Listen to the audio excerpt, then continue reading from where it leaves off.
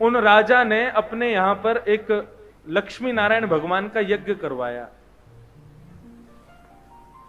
तो लक्ष्मी नारायण भगवान के यज्ञ में 1000 ब्राह्मणों को उन्होंने न्योता दिया, 1008 ब्राह्मणों को। वृंदावन से 1008 ब्राह्मण जयपुर पहुंचे और जयपुर में 1008 कुंडियों में यज्ञ चल रहा था लक्ष्मी नारायण भगवान का। सावधानी से सुनिएगा। तो हवन जब करते हैं तो हवन में श्री यज्ञ नारायण भगवान को खीरांग अर्पित किया जाता है, खीर उनको अर्पित की जाती है मिष्ठान के भाव से। तो राजा के यहां पर रोज यज्ञ होता था, लेकिन राजा अपने कार्य में व्यस्त रहता था, वो नहीं जाता था यज्ञ में, वो अपने भवन में बैठा रहता था। तो रोज खीर आती थी, और खीर भी महाराज बड़ी सुंदर, उसमें केसर, इलायची, पिस्ता, बादाम सब इतने बढ़िया भरपूर मात्रा में डले रहते थे कि ब्राह्मणों का खीर देख करके मुंह में पानी आ जाता था।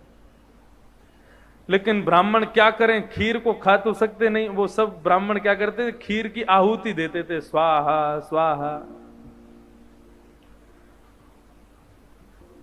4-5 दिन बीत गए। एक दिन ब्राह्मणों के मन में भाव आया, बोले भैया ये इतनी सारी खीर रोज यज्ञ नारायण भगवान में हम लोग जला देते हैं, मन बड़ा दुखी होता है, इतनी सुगंध आती है, इतना सुंदर स्वरूप खीर का, यदि खाने देखने में इतनी सुंदर है, खाने में कितनी सुंदर होगी।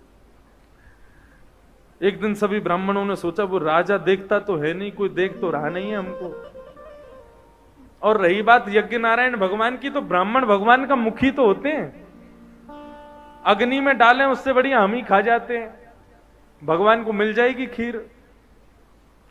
और सभी ब्राह्मण जो थे वो उस खीर को खा गए, और खीर को खा करके पुनः यज्ञ करने बैठ गए। रात्रि में राजा जैसे ही सोने के लिए कक्ष में गया, कक्ष में जाती सोया तो उसके स्वप्न में शंख चक्र गदा पद्मधारी चतुर्भुज रूपधारी श्री नारायण भगवान लक्ष्मी सहित प्रकट हो गए।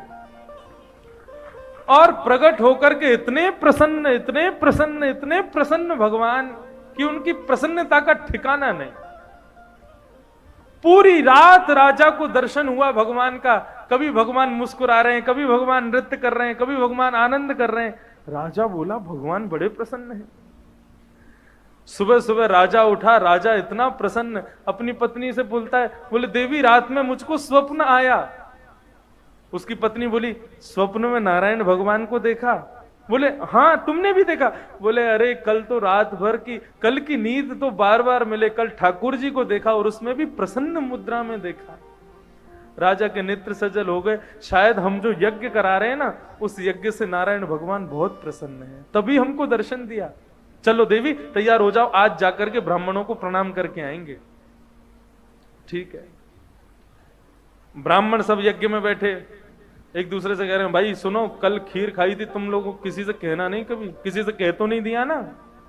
तो बोले नहीं नहीं आप चिंता मत करो, खीर पेट में गई, ऐसे ही बात भी पेट में जाके पच गई, किसी को नहीं बताया हमने। अब यज्ञ करने बैठे ही थे, खीर की सामग्री जैसे ही आई, सब ब्राह्मण एक दूसरे का चेहरा देखने, कल वाली चीज कर ले आज भी? बोले हाँ कर लो। अब सब ब्राह्मणों ने दोने में खीर जैसी ली, इतने में ही राजा आ गया। ब्राह्मण सब घबराए, तुरंत सारी खीर समेट समेट करके यज्ञ नारायण भगवान को अर्पित कर दी, और आपस में कहने लगे हो ना हो, हमें तो लग रहा है कल की बात राजा को किसी ने बता दी है कि खीर जो यज्ञ नारायण भगवान की थी वो सब हम चट्ट कर गए, इसको पता चल गई है, और इसीलिए जब खीर आई है तभी राजा आया है। आज तो हमारी मृत्यु निश्चित है, अब तो यज्ञ नारायण भगवान से प्रार्थना करो हमारी रक्षा करें। राजा आया, आकर के सभी यज्ञ कुंडों को प्रणाम किया, यज्ञ कुंडों को प्रणाम करके सभी ब्राह्मणों को प्रणाम किया, और बैठ करके सभी ब्राह्मणों से पूछा यज्ञ बढ़िया चल रहा है आप लोगों का? बोले जी। अब उनमें प्रमुख आचार्य थे, उनको बुला के बोला अच्छा आचार्य जी ये बताओ, कल के यज्ञ में कुछ विशेष हुआ था क्या?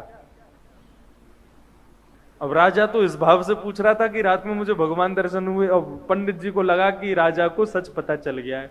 अगर झूठ बोला तो मैं तो मरूंगा, मेरे साथ इतने सारे ब्राह्मण भी मरेंगे। पंडित जी चरणों में गिर गए, बोले राजा क्षमा कर दो, हमसे बहुत बड़ा अपराध हो गया कल की यज्ञ में।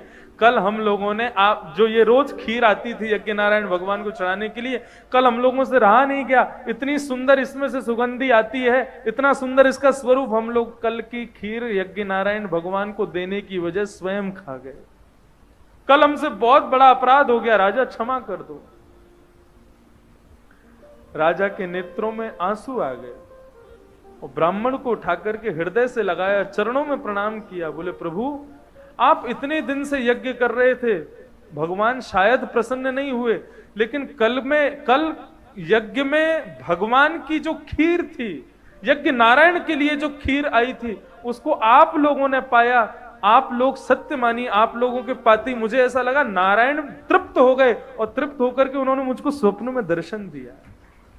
अब मैं आपसे यही प्रार्थना करूंगा, इस यज्ञ की पूर्णाहुति आज ही कर दो, आज ही यज्ञ विराम देकर के आप राजभवन पधारो। अब बाकी के शेष दिन केवल भोजन पाओ, चक आनंद करो, क्योंकि आपके भोजन पाने से ठाकुर जी प्रसन्न हो रहे हैं।